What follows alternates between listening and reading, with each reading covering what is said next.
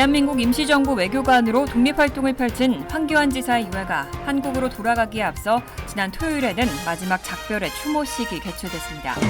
최근 SNS를 통해 유출된 국방부의 기밀 문건에는 한국 등 동맹국을 더 감청한 정황이 담긴 것으로 확인됐습니다. 국세청 IRS가 세금 징수 시스템을 개선하기 위해서 800억 달러를 투입할 계획이라고 밝혔습니다. 바이든 행정부가 2032년까지 미국에서 판매되는 신차의 67%를 전기차로 대체하는 정책을 발표할 예정입니다. 제약사 모더나가 2030년까지 암이나 심혈관 질환 등을 예방하고 치료하는 백신을 내놓을 수 있다고 확신하고 있습니다. 이상은 이 시각 주요 뉴스입니다. 시청자 여러분 안녕하십니까? KBN 뉴스입니다. 대한민국 임시정부 외교관으로 독립활동을 펼친 황교안 지사의 유해가 한국으로 돌아가기에 앞서 뉴욕에서는 지난 토요일 마지막 작별의 추모식이 개최됐습니다. 미국에서 순국한 지 무려 100년 만입니다.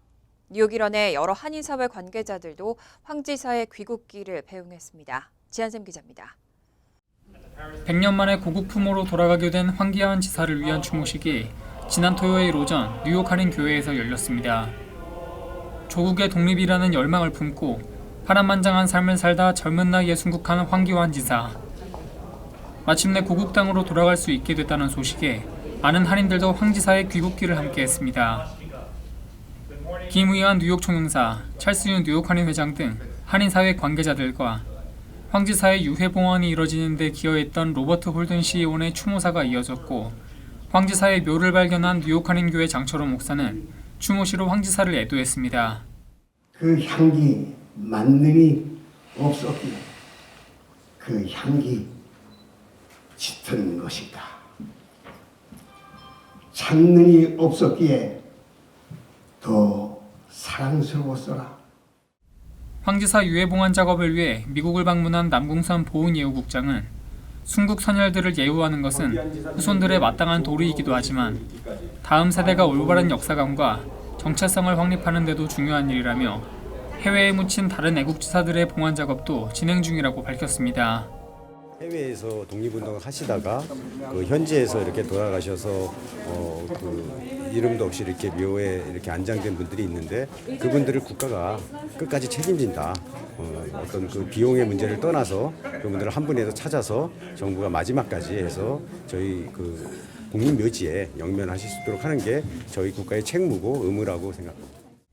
대표자들의 합동 하나와 참배를 끝으로 고국으로 향하는 발걸음을 뗀 황교안 지사. 뉴욕 한인 동포들은 예를 갖추고 황 지사를 환송하기 위해 운구 행렬에 함께했습니다. 1904년 어린 나이에 미국으로 건너와 1차 세계대전이 발발하자 미국의 일원으로 참전하고 종전 후에는 독립운동가로 삶을 불태웠던 황교안 지사. 황교안 지사가 이민자의 삶을 살았기에 그 파란만장한 이야기는 한인 이민사회에서 더 애틋함과 안타까움을 자아냈습니다. 100년이라는 긴 시간이 흘러 고국으로 돌아가게 된 황 지사의 넋이 고국 땅에서 평안함을 찾을 수 있기를 기대해봅니다. KBN 뉴스 지한샘입니다. 황교안 지사의 유해는 한국 시간으로 4월 10일 오전 9시 인천국제공항에 도착해 마침내 고국 땅을 밟았습니다. 박민식 보훈처장과 독립유공자 후손들이 직접 공항에서 황 지사의 유해를 영접했습니다. 유해 봉안식 후 대전 현충원의 독립유공자 묘역에 안장됐습니다. 황교안 지사의 유해는 10일 오전 9시 대한항공 K086편으로 인천공항에 도착해 박민식 보훈처장 등의 영접을 받았습니다. 황 지사 유해가 분향재단까지 옮겨지는 순간은 미스터 선샤인 삽입곡 가운데 조국 광복에 대한 그리움과 소망의 의미를 담은 좋은 날의 트럼펫 연주곡이 울렸습니다. 분향재단 앞에선 태극기와 대한민국 임시의 정원 깃발이 나부꼈습니다. 임정에서 활약했던 황 지사의 공적을 기리기 위한 의미입니다. 재단에선 박 처장과 이종찬 우당교육문화재단 이사장이 각각 정부와 독립유공자 후손을 대표해 분향했고 현장에 있던 다른 인사들은 함께 묵념하며 황 지사의 뜻을 기렸습니다. 분향 뒤엔 정부가 1995년 황 지사에게 추서한 건국훈장 애국장이 헌정됐습니다. 건국훈장은 대한민국 건국에 대한 공로가 뚜렷하거나 국가의 기초를 공고히 하는 데 이바지한 공적이 뚜렷한 사람에게 수여하는 훈장입니다. 황 지사의 유해는 공항 영접 행사 뒤 운구 차량에 실려 경찰차 선도 아래 국립대전 현충원으로 모셔졌습니다. 대전 현충원에서 엄수된 황 지사 유해 봉환식은 황 지사의 공적을 소개하는 영상 상영을 시작으로 국방부 의장대의 유해 운구 및 재단 안치, 그리고 박 처장과 각계 대표, 정부 초청 인사 및 학생 대표들의 분향순으로 진행됐습니다. 최근 SNS를 통해 유출된 국방부의 기밀 문건에는 한국 등 동맹국을 도 감청한 정황이 담긴 것으로 확인됐습니다. 윤석열 대통령의 국빈 방문을 앞둔 시점이어서 외교 관계에도 영향이 있을 것으로 우려되고 있습니다. 우크라이나 전쟁과 관련한 바이든 행정부의 기밀 문서는 2월 말에서 3월 초 유출됐고 최근 소셜미디어를 통해 확산하고 있습니다.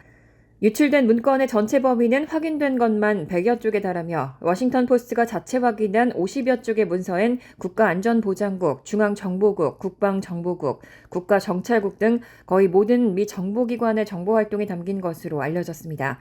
그런데 뉴욕타임즈의 보도에 따르면 이 문건에는 미국이 한국 대통령실, 외교안보 고위 관계자들을 도 감청한 정황이 담겼습니다. 김성한 전 대통령실 국가안보실장과 이문희 전 외교비서관의 대화인데 우크라이나에 살상무기를 지원해달라는 미국의 압력과 전쟁 국가에 살상무기를 지원하지 않는 정책 사이에서 고심하는 내용입니다.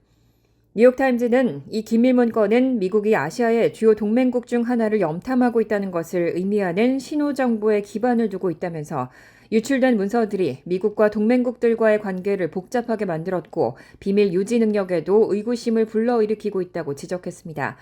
이와 관련해 양욱 아산정책연구소 연구위원은 한국은 러시아와 충돌하지 않으면서 미국과 협력할 것이란 입장이었다면서 유출된 문서들이 한국을 더 어려운 위치에 놓이게 했다고 지적했습니다. 이어 미국이 한국 외교안보 수뇌부를 염탐하는 것을 의심하는 것은 타당하지만 한미 정상회담을 앞두고 있는 일반 국민들에겐 나쁜 소식이라며 사람들은 70년간 동맹을 유지했는데 아직도 우리를 염탐하냐고 물을 것이라고 덧붙였습니다. 국세청 IRS가 세금 징수 시스템을 개선하기 위해서 800억 달러를 투입할 계획이라고 발표했습니다. IRS 역사상 단일 사안으로는 최대 규모입니다.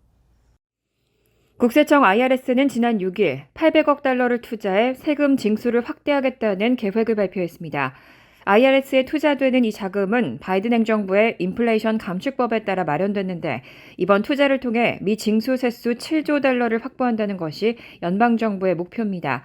바이든 행정부는 이렇게 추가로 확보한 세수를 처방약 가격 인하와 기후변화 문제에 대처한다는 경제 계획을 세운 바 있습니다.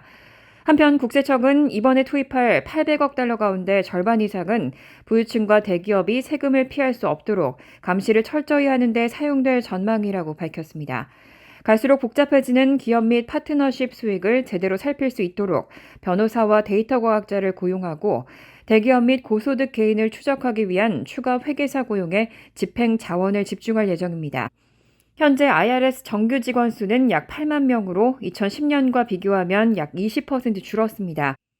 지난 10년간 미국의 인구가 늘었고 세금 시스템이 복잡해졌는데도 IRS의 인력이 부족해서 세금 징수에 어려움을 겪고 있다는 설명입니다. 앞서 IRS는 2023-2024 회계연도까지 2만 명의 신규 직원을 채용하겠다고 밝힌 바 있습니다. IRS는 또 800억 달러 중 일부는 낡은 IRS 시스템을 교체하고 디지털화하는 데 투입할 계획입니다. 납세자가 본인의 재무 정보에 손쉽게 접근하고 IRS와 더 쉽게 소통하도록 하는 창구도 만들겠다는 예정입니다. 오늘 12일에는 3월 소비자 물가지수가 공개되고 14일에는 JP모건과 웰스파고 등 최대 금융기관들이 실적을 발표할 예정입니다. 이번 주 뉴욕 증시는 이런 지표에 따라서 변동성을 보일 것으로 전망되고 있습니다.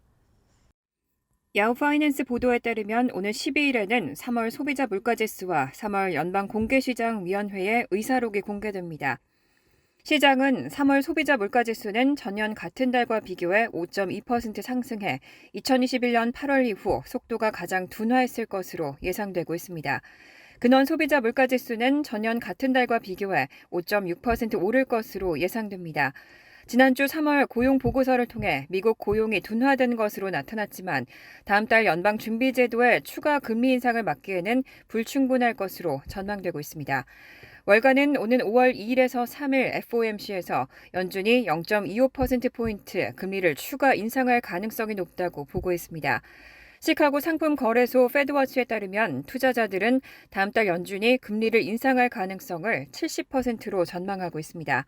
아울러 오는 14일 개장 전 JP모건과 웰스파고, 시티 블랙락 등 일부 미 최대 금융기관들은 실적을 발표할 예정입니다.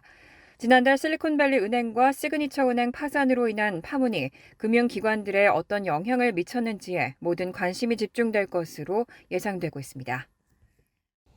바이든 행정부가 2032년까지 미국에서 판매되는 신차의 67%를 전기차로 대체하는 정책을 발표할 예정입니다. 기존 계획에서 매우 급진적인 수준의 상향 조정인 만큼 자동차 업계의 역량이 단기간에 이런 목표를 따라갈 수 있을지는 미지수입니다.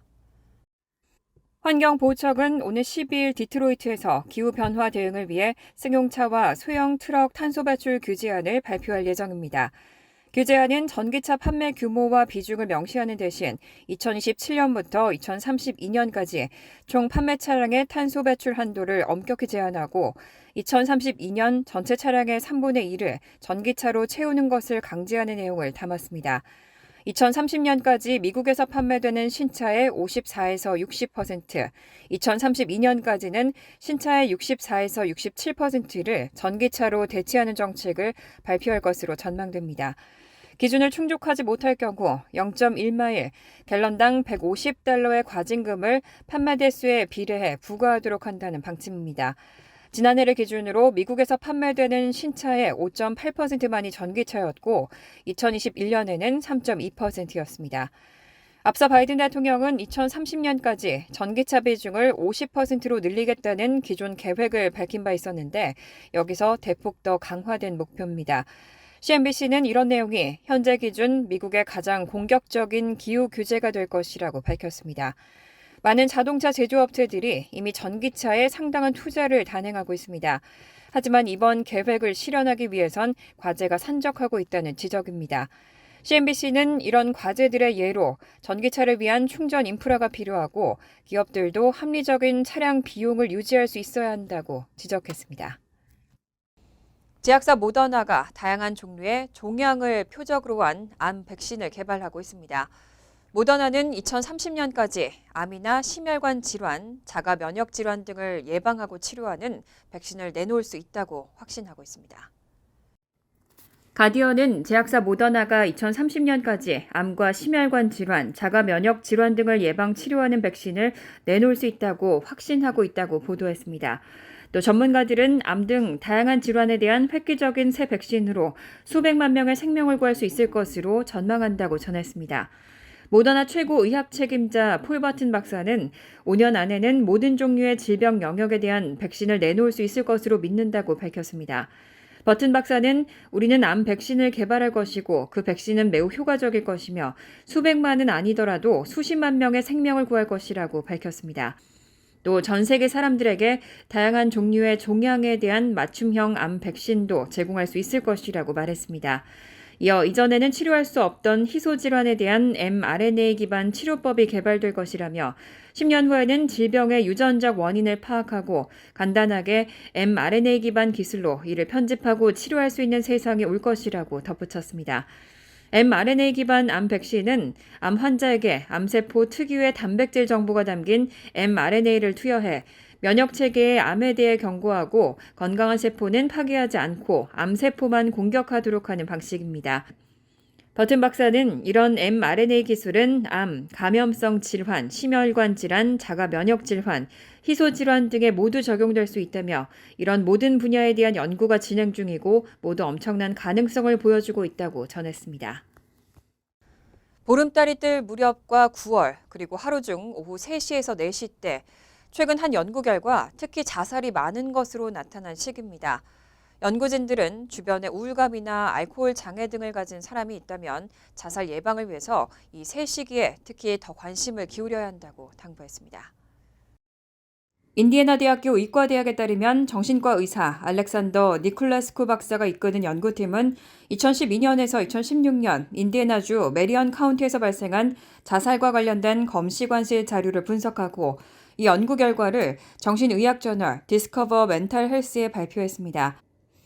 연구 결과에 따르면 자살한 사람들 776명 중 200명이 보름달이 낀 주 566일 사이에 자살하고 다른 566명은 보름달 주가 아닌 2006일 사이에 자살한 것으로 나타났습니다. 연구팀은 통계 분석을 통해 보름달이 뜨는 주에 자살이 상당히 늘어나고 특히 55세 이상에서 더 뚜렷하게 늘어난 것으로 제시했습니다. 또 1년 중에서는 9월, 하루 중에서는 오후 3시에서 4시 때에 자살이 많았다고 밝혔습니다. 연구팀은 다른 시기와 비교해 보름달 기간 늦은 오후 9월 중에 자살을 예측하는 생체 지표는 인체 내 시계인 이른바 생체 시계를 통제하는 유전자인 것으로 보인다면서 이 생체 지표를 이용해 알코올 사용 장애나 우울증을 가진 사람은 이 시기에 더 위험이 높을 수 있다는 점을 발견했다고 밝혔습니다. 연구팀은 보름달로 늘어난 빛이 자살률 증가로 이어졌을 수 있다며 보름달의 빛이 어두워야 할 시점에 밝게 빛나면서 인체에 영향을 줄 수 있다고 분석했습니다. 오후 3시에서 4시에 자살률이 정점에 달한 것은 이때부터 빛이 줄어들기 시작해 생체 시계 유전자 발현이 낮아지고 스트레스 호르몬인 코르티솔 분비도 떨어지게 만들 뿐 아니라 하루 중에 스트레스 요인과도 연관되어 있을 수 있는 것으로 분석했습니다. 9월에 자살이 많은 것은 이 무렵에 낮 시간이 줄어드는 데 따른 계절성 정서장애와 여름 휴가가 끝난 뒤 이어지는 스트레스 등이 작용한 것으로 추정됐습니다.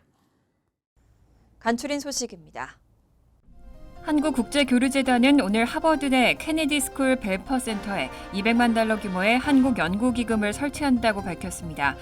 한국국제교류재단과 하버드대가 $100만 출연하는 이 기금으로 벨퍼 센터가 5년간 한국 연구 프로그램인 코리아 프로젝트를 진행하게 됩니다. 코리아 프로젝트는 한반도 안보 서밋을 개최하고 한미 전문가를 초청해 한국 현안 관련 강연을 하는 프로그램으로 한국 고위급 전문가를 초청해 강연 및 연구 활동을 추진하고 외교 국제정치 및 경제 사이버 안보 등에 대한 연구 및 정책을 제언합니다. 이 밖에 하버드대 석박사과정 학생 대상으로 펠로우십을 운영하고 연구 멘토링 및 워크숍 진행, 미 정부 관계자를 대상으로 연구 결과 브리핑 등 차세대 한반도 전문가 육성 사업도 하게 됩니다. 반기문 전 유엔 사무총장이 다음 달에 열리는 하버드 케네디 스쿨 졸업 행사에서 연사로 서게 됩니다. 하버드 케네디 스쿨은 반 전 총장이 올해 졸업 행사에서 연설을 해달라는 학교 측의 요청을 수락했다고 밝혔습니다. 케네디 스쿨 학장은 저명한 동문인 반 전 총장이 연설을 하게 돼 매우 기쁘다면서 사회 지도자와 정책 결정자를 꿈꾸는 졸업생들이 다양한 글로벌 현안을 다뤘던 반 전 총장으로부터 많은 것을 배울 수 있을 것이라고 밝혔습니다. 반 전 총장은 지난 1984년 케네디 스쿨에서 학위를 받았고 2017년에는 하버드대 초빙 교수로 활동했습니다. 하나은행 황창엽 행장은 지난 6일 뉴욕시 플러싱에 있는 뉴욕 미주체전 조직위원회를 방문해 대회 성공을 기원하는 후원금 $10만 전달했습니다. 황창엽 행장은 후원금을 전달한 뒤 조직위로부터 체전 준비 상황에 대한 설명을 듣고 성공 개최를 당부했습니다. 대회 조직위원회는 큰 예산만큼이나 많은 사람들의 준비와 수고가 함께 이루어지는 행사이기에 성공하는 대회가 될 것으로 확신한다며 동포사회 체육계를 대표해 하나은행에 감사의 뜻을 전했습니다. 재외동포재단이 2023 재외동포 대학생 모국연수 참가자를 모집합니다. 올해 재외동포 청소년 모국연수는 7월과 8월 1, 2차로 나눠 7박 8일 동안 서울과 지방에서 각각 진행됩니다. 참가 대상은 만 18세에서 25세 재외동포 대학생 및 예비대학생으로 총 600명이 참여해 북미 지역에서는 1차와 2차에 각각 35명씩 모두 70명을 선발합니다. 참가 희망자는 코리안넷에 접속해 회원 가입 후 5월 9일까지 개별 신청하면 됩니다. 환율과 증권 소식입니다.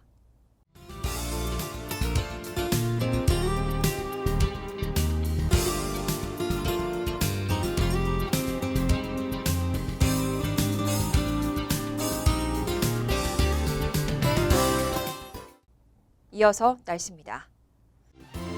화요일은 대체로 화창하겠습니다. 낮 최고 기온은 72도, 섭씨 22도, 밤 최저 기온은 58도, 섭씨 14도로 예상됩니다. 수요일은 대체로 화창하겠습니다. 목요일도 화창한 날씨가 이어지겠습니다.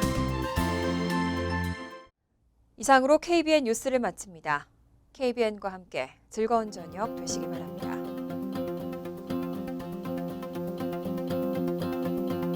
미 동부 최대 한인방송 KBN이 제작하는 KBN 뉴스는 웹사이트 mykbn.com 그리고 유튜브와 페이스북에서 다시 보실 수 있습니다. 좋아요, 구독, 알림 설정은 뉴스 제작에 큰 도움이 됩니다.